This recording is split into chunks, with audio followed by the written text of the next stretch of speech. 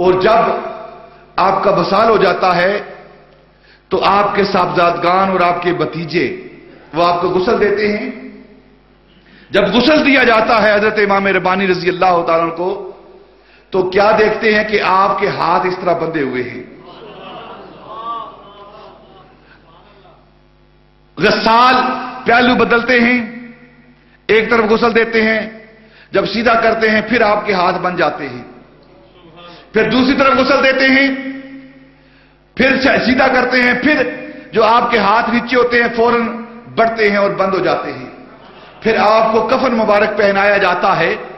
جب کفن پہنایا جاتا ہے تو جب کفن مکمل ہو جاتا ہے تو آپ کے ہاتھ سیدھے تھے، یکا یک کیا ہوتا ہے سارے دیکھتے ہیں کہ یک لخت آپ کے ہاتھوں کے اندر حرکت آتی ہے اور آپ اس طرح ہاتھ باندھ لیتے ہیں جس طرح نماز کے اندر باندھے جاتے ہیں. تو حضرت خواجہ سعید رضی اللہ تعالیٰ عنہ جو آپ کے صاحبزادے ہیں، آپ فرماتے ہیں اللہ رب العزت کے رسول نے کیا سچ بات فرمائی ہے کہ انسان جس طرح زندگی گزارتا ہے آخری وقت بھی اسے اسی طرح نصیب ہوتا ہے. ساری زندگی اللہ رب العزت کی بارگاہ میں قیام کرتے رہے ہیں، آخری وقت بھی یہی حالت حاصل ہوئی ہے. یہ حضرت امام ربانی رضی اللہ تعالیٰ کا وصال مبارک، جب آپ کا وصال ہو گیا آپ نے وصیت کی اپنے صاحبزادگان سے کہ عین سنت اور شریعت کے مطابق میرے کفن دفن کا انتظام کیا جائے، اور اسی سنت کے مطابق آپ کے کفن دفن کا انتظام کیا گیا. حضرت خواجہ معصوم سرہندی رضی اللہ تعالیٰ عنہ جو آپ کے خلیفہ ہیں، جانشین ہیں، آپ کے صاحبزادے ہیں، آپ فرماتے ہیں کہ وصال کے چوتھے روز میں نے خواب دیکھا. خواب کے اندر میں نے کیا دیکھا؟ اپنے شیخ، اپنے مرشد، اپنے مربی، اپنے باپ کی زیارت کی، اور میں نے سوال کیا، دریافت کیا، پوچھا حضور منکر نکیر آپ کے پاس آئے ہیں، ان کے آنے پر کیا معاملہ ہوا ہے، کیا بیتی ہے آپ پر؟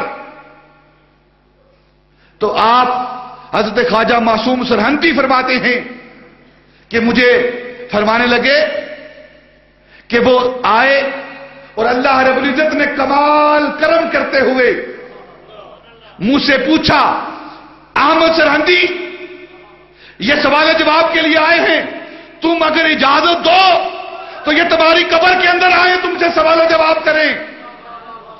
حضرت امام ربانی رضی اللہ تعالیٰ عنہ فرماتے ہیں میں نے اللہ کی بارگاہ میں عرض کی، یا اللہ میں چاہتا ہوں یہ تیرے دروازے پر رہیں، میری قبر کے اندر نہ آئیں، یہ تیرے دروازے پر رہیں، میری قبر کے اندر نہ آئیں. تو اللہ رب العزت نے کرم کیا اور فرشتوں کو حکم دیا وہاں پہ چلے جاؤ، اس کی قبر کے اندر جانے کی ضرورت نہیں ہے. یہ حضرت امام ربانی رضی اللہ تعالیٰ عنہ کے بیٹے صاحبزادے حضرت خواجہ معصوم بیان کر رہے ہیں. آپ فرماتے ہیں میں نے خواب کے اندر دیکھا ہے، اور یہ سارا واقعہ خود حضرت امام ربانی نے مجھے بیان کیا ہے کہ میں نے اللہ کی بارگاہ میں عرض کی، یا اللہ انہیں اپنے در پر رہنے دے، یہ منکر نکیر سوال کرنے کے لیے آئے ہیں، یہ میری قبر کے اندر داخل نہ ہوں، میری قبر کے اندر بس تیرا نور کافی ہے، تیرے محبوب کے آنا کافی ہے. حضرت امام ربانی رضی اللہ تعالیٰ کی ذات ببرکات وہ ذات، آپ کے صاحبزادے حضرت خواجہ سعید نے آپ سے پوچھا، سوال کیا، حضور آپ اس دنیا سے چلے گئے ہیں اور اللہ رب العزت نے اپنے جناب سے، اپنے فضل سے آپ کو مقام شکر سے کون سا مقام عطا کیا ہے؟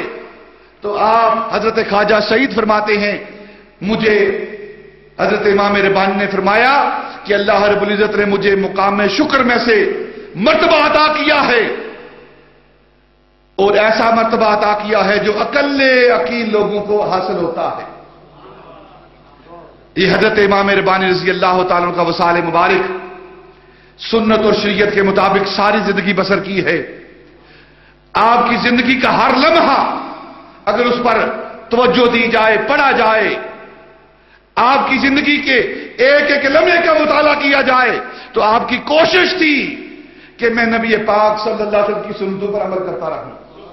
یہی وجہ ہے تاریخ کے اندر، آپ کی سیرت کے اندر یہ بات موجود ہے کہ آپ اپنے صاحبزادگان سے وصیت کرتے ہیں آخری وقت، بیٹا میں نے کوشش کی ہے کہ ساری زندگی اپنے آقا مولا کی سنت کے مطابق بسر کروں.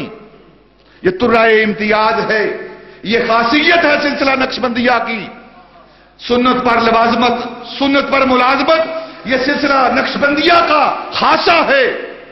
آپ فرماتے ہیں اپنے صاحبزادگان سے میں نے کوشش کی ہے کہ ساری زندگی کے لمحات اپنے آقا مولا کی سنت کے مطابق بسر کروں. کوشش کے باوجود ایک سنت مجھ سے رہ گئی ہے. بیٹا میرے وصال کے بعد، میرے جانے کے بعد وہ سنت پوری کر دینا. عرض کی حضور وہ کون سی سنت ہے جو آپ کے وصال کے بعد آپ کے لیے پوری کی جائے؟ تو عرض کرنے لگے بیٹا میرے آقا تاجدار مدینہ صلی اللہ علیہ وسلم کی سنت مبارکہ ہے کہ آپ اپنے نواسوں کو کندھوں پر بٹھاتے تھے. سیدنا امام حسن، سیدنا امام حسن کو، حسین کو آپ کندھوں پر بٹھاتے تھے. اور میری زندگی کے اندر اللہ رب العزت نے میری بیٹی کے ہاں بیٹا عطا نہیں کیا، اس سنت سے محروم رہا ہوں. اور جب اس دنیا سے چلا جاؤں میری بیٹی کے ہاں بیٹا پیدا ہو اور اس کو لا کر میری قبر پر بٹھا دینا تاکہ اپنے آقا و مولا کی سنت پر بھی عمل ہو جائے.